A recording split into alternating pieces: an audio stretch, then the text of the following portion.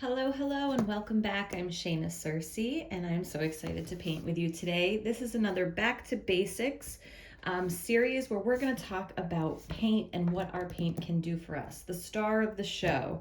We have our brushes and our paper, and maybe you've already seen the video. I'll put a link to it here where I go over the basics of what you need to get started.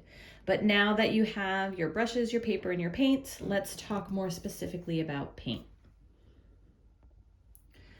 So like you may have learned in the video earlier, there are three types of watercolor paints.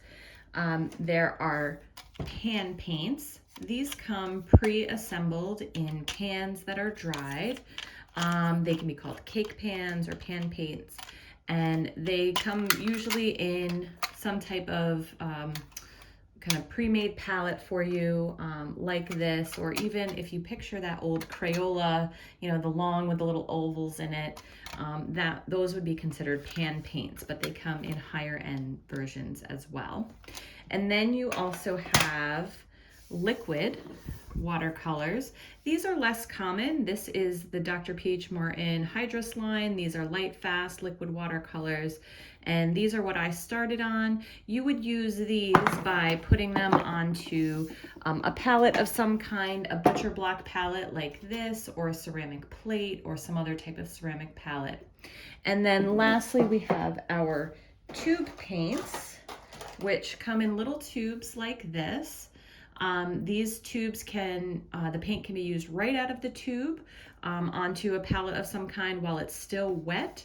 And then also you can put them into your own pans. So these are half pans where I took tube paints and I picked out the specific colors I wanted to build my own palette. And then they dry in here. So they are dry right now, and you just add water to reconstitute. So with watercolor, a lot of people don't actually know kind of how to get started and the process of adding water and what that means with watercolor. So regardless of what style or what type of paints you choose, whether they're pan paints, liquid, or tube paints, you do have to add water to activate the paint, and that's step one. So let's do that. I'm going to use my tube paints that I've dried into my own palette. These are Core brand. I use a lot of different brands. You saw the Dr. P.H. Martin Hydrus line brand. These are Core by Golden. I have Daniel Smith. This is a whole palette of Daniel Smith paints. And I also use Winsor & Newton Professional and Cotman. I love to try out new paints, but you certainly don't need them all to get started. All right, so let's start by activating some of our paint. I'm going to dip my brush in my water here, get a generous amount. Some folks like to spray their whole palette first with a little water to get all of their paints activated. And I'm gonna start with just a little quinacridone magenta here and pull that out. And you can see I'm gonna pull it out into my palette here. And this is my most concentrated, most saturated version. I've added just enough water to activate the paint. And now this is my most concentrated version. So that's great when you need to paint something really deep and saturated and dark, but often we need to paint a lot of variations of different values. And the way we do that in watercolor is by adding water. We don't add white paint. I do have a white here, but that's used for a whole different reason, which we'll get into in another video. But in order to lighten my color, we add water. So the first thing I'm gonna do is I'm gonna take, and I highly recommend this when you get new paints, is to do a lot of swatching with them so you can really get to know them. So I'm just gonna take my magenta. This is a quinacridone magenta by Golden.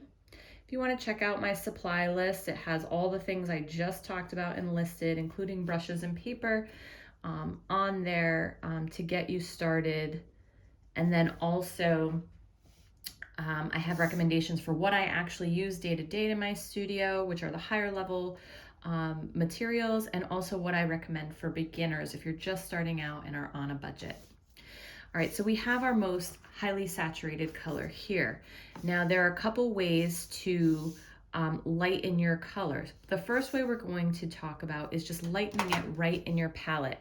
So you're going to rinse off your brush, pull in some more water, and add it to this fully concentrated pigment. And now this version will be a slightly lighter version of that color. And now instead of rinsing my brush off completely for my next one, I don't have to do that. I can just dip in my water. See here, I'm going to wipe my brush off on the side to get rid of any big droplets of water so they don't come crashing down onto my paper. And I've painted an even lighter version. I'm gonna dip my brush again.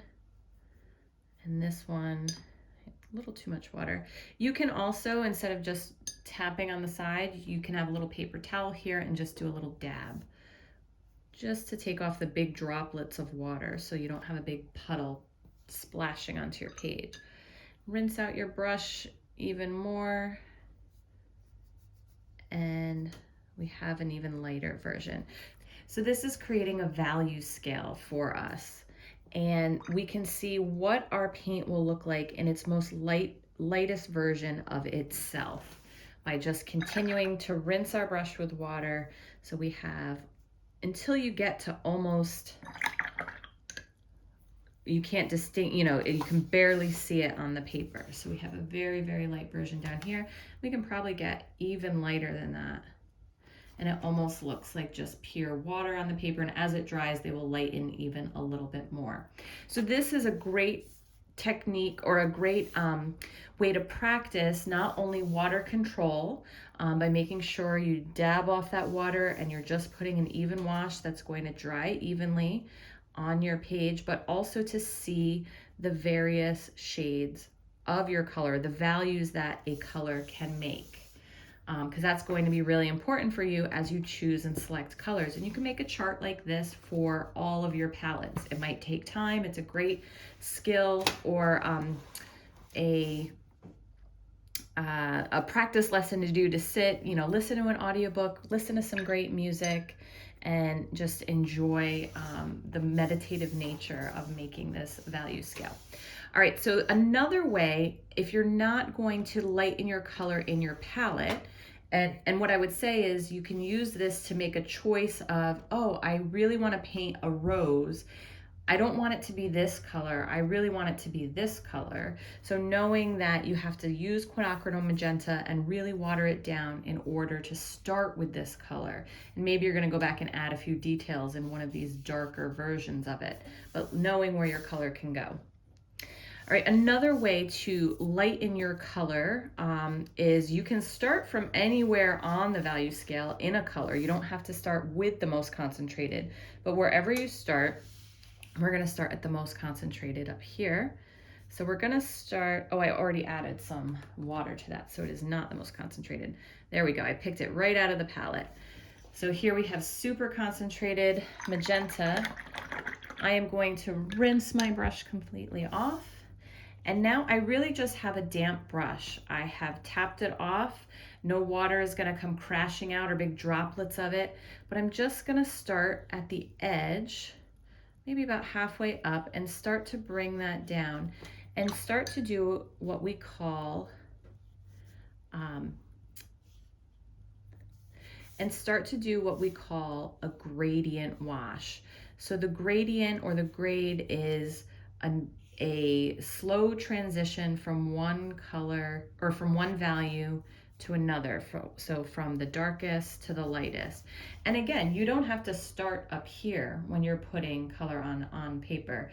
If you were painting a rose or a flower, you can start here by diluting your paint first and then transitioning from here all the way down to here. Okay, so that's up to you and where you start when you need to do gradients in a painting. So if you're trying to make delicate, soft transitions on a flower, or in a sky, in a landscape, going from a light blue to an almost white color, or a dark blue to an almost white color.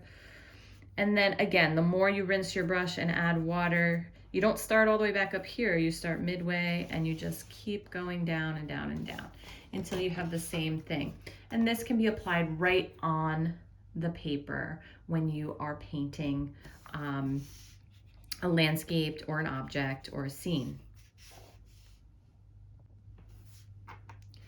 So two other key things I want to leave you with now that you know how to activate your color, how to get different values out of each color, and also how to do that right on your page and get a nice gradient wash. I also want to talk about the color of your water may affect the colors that you put on the page. Because the water is part of the medium, when you pick up a highly pigmented bit of water here, and say I applied this to a yellow paint, I'm going to start to see influences of this water in my pigment. So if I use this water, let's say, to make a yellow, this should be a very greenish yellow, but you can see in here it has an influence of an orange color to it. So it's not the fully diluted or the fully natural color of itself. It has influence of my water, and that will happen especially when you're doing lighter color washes or lighter colors in general. Yellows, pale pinks, pale greens will get the influence of your water. So wash your water regularly. When it gets super pigmented like this, you should rinse it out. Don't worry about it if it's just got a little tint to it. It's not going to be a big deal, and it's not going to influence it that much. The other thing that a lot of beginner watercolorists make the mistake of is cleaning out their palette every time they're done painting. So let me just show you some of my palettes right now. Here's one. Here's another. Here's my butcher block that I put my my liquid watercolors on. So you can see all of these are very dirty palettes, but if you clean them off every time, you're just washing paint, very good paint, down the drain. So you don't need to clean them off every time. Every once in a while, you might need to make a little spot of clean space for yourself, and you can easily just wipe a space off to create a clean space without getting rid of all the rest of the color. A lot of these colors you can go back to and use for different things or different paintings. So if I needed to just clean this, I took a wet or a damp paper towel, and look how easy that is to clean off. I can just pick up that space of color. Yes, I did waste that little bit, but I can still save this green yellow to do another part of my painting.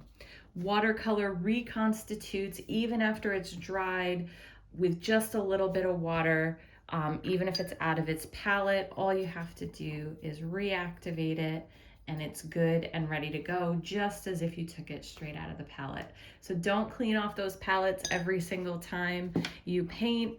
Save some of that, and then every once in a while you might want to do a nice cleanup, but for the most part you can leave that paint on there and reuse it each and every time.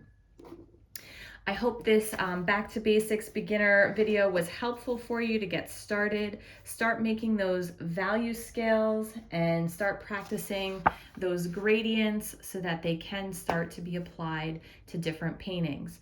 So thank you for watching. Again, don't forget to like and subscribe. You can go ahead and leave a comment as well. Let me know what you liked or didn't like about this tutorial or what you would like to see next. Go ahead and check out the rest of this playlist with back to basics lessons that are going to be rolled out each week on Sundays.